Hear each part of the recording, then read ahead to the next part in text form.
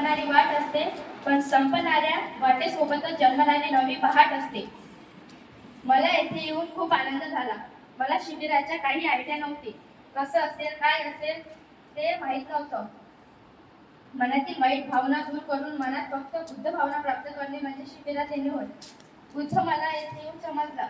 बुद्धात किती सत्व आहे आणि आमचे ग्रुप मांडण्यात आले. त्यात पण त्यांनी बुद्धाची अनमोल शिकवण आपल्याला दिली. ललित सिद्धी सर बद्दल मला एकच बोलावंसं वाटते की मुख्य माणसाला कसं बोलायचं हे शिकवणारे व्यक्तिमत्व म्हणजे ललित सिद्धी सर.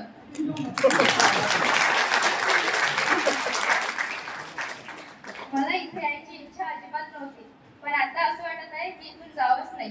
इथे पूर्ण मन रमून गेलेलं आहे इथे आणि मी बुद्धाचे विचार आचरणात आणण्याचा प्रयत्न करेन. उडत्या पाखरांना परतीची तमा नसावी, नजरेत नेहमी नवी दिशा असावी.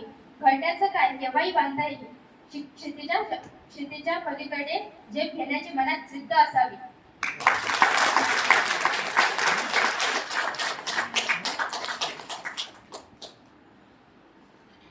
वैष्णवी, फारच सुंदर शब्दामध्ये पण कमी शब्दामध्ये